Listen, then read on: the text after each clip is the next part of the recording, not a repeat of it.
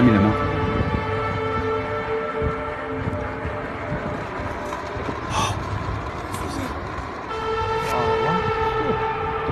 Vite el teléfono.